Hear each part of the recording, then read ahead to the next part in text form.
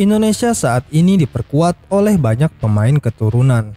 Terbaru, publik Asia Tenggara menyindir skuad Garuda akan menggunakan starting line up full pemain naturalisasi di kualifikasi Piala Dunia dan Piala Asia. Justru berbalik dengan Vietnam yang iri Indonesia sukses melakukan visi untuk terus merekrut pemain yang punya darah keturunan Indonesia. Diketahui, PSSI dalam beberapa tahun terakhir kembali aktif melakukan naturalisasi.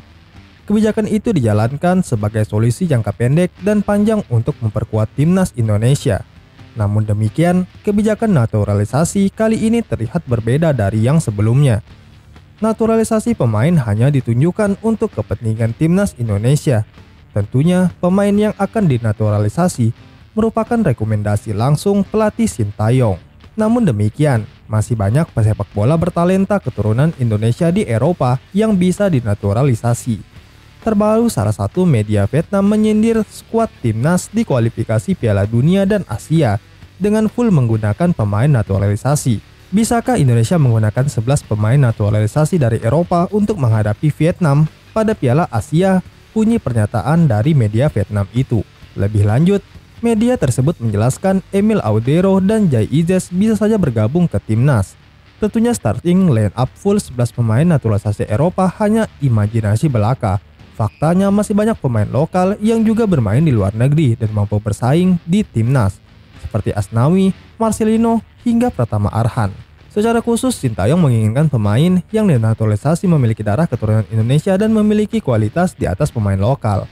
Kini sejumlah pemain keturunan di Eropa berhasil dinaturalisasi, seperti Sandy Walsh, Sai Patinama, Jafar Jenner, hingga Rafael Struijk. Tak hanya itu, media Vietnam juga menyoroti skuad Indonesia di kualifikasi melawan Brunei Darussalam. Mereka menilai skuad Garuda super kuat. Indonesia akan berhadapan dengan Brunei di kualifikasi Piala Dunia Zona Asia ronde pertama. Pertandingan itu akan berlangsung dalam 2 leg tanggal 12 Oktober di Indonesia dan Brunei tanggal 17 Oktober. Sintayong sendiri sudah memanggil 25 nama. Tak mau meremehkan nama-nama besar seperti Jordi Amat, Elkan Bagot, Marcelino Ferdinand, dan Sandy Walsh dipanggil untuk laga tersebut. Media Vietnam The Tao menilai pemanggilan sejumlah nama besar ini mengejutkan. Mereka mengatakan Sintayong telah membentuk tim terkuat untuk pertandingan ini. Dalam daftar yang dirilis, ahli strategi asal Korea tersebut terkejut dengan memanggil sederet nama yang bermain di luar negeri dan banyak pemain naturalisasi.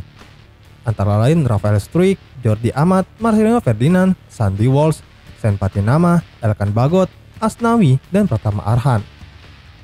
Selain itu, pelatih Sintayong juga memberikan tanggung jawab kepada banyak nama yang bermain di tanah air seperti Witan Sulaiman, Mark Locke, atau Edi Maulana. Secara khusus, inilah kekuatan terkuat timnas Indonesia, sambungnya.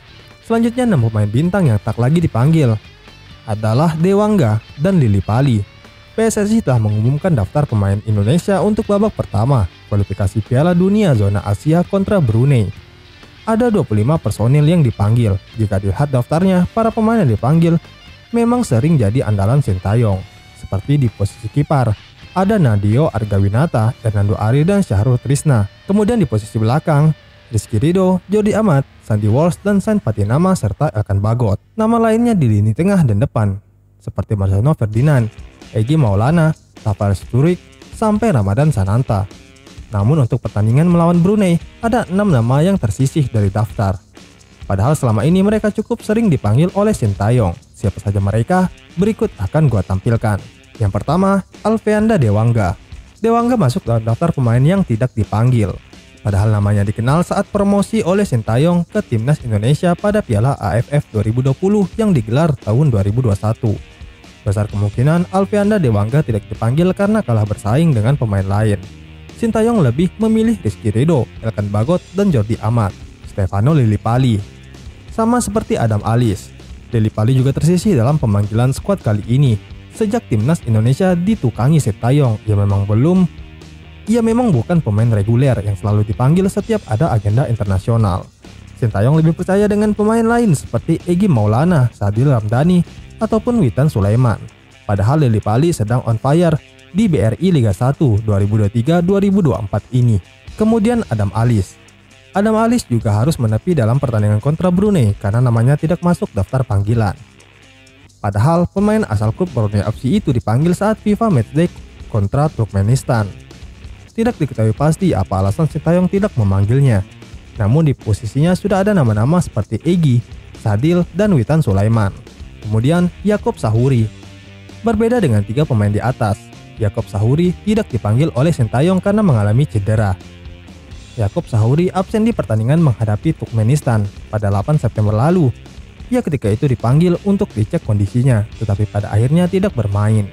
Kemudian Fahrudin Arianto juga termasuk dalam daftar pemain yang tak dipanggil. Ini merupakan kali pertama dalam 2 tahun terakhir sejak 2021 tidak ada namanya di timnas Indonesia. Padahal Fahrudin Arianto berstatus sebagai kapten timnas di samping Asnawi Mangku Alam. Sintayong lebih memilih Jordi Amat, Elkan Bagot, Rizky Ridho, dan Wahyu Prasetyo untuk memperkuat pos pertahanan skuad Garuda kontra Brunei. Yang terakhir Ivar Jenner. Ivar Jenner merupakan satu-satunya pemain abroad yang tak dipanggil. Hal itu karena pemain FC Utrecht tersebut mengalami cedera saat bermain untuk klubnya. Terakhir, Jenner memperkuat Indonesia dalam kualifikasi Piala Asia di Solo pada 6-12 September 2023. Ia bahkan mencetak 1 dari 2 gol kemenangan skuad Garuda Muda atas Turkmenistan lewat sepakan jarak jauh.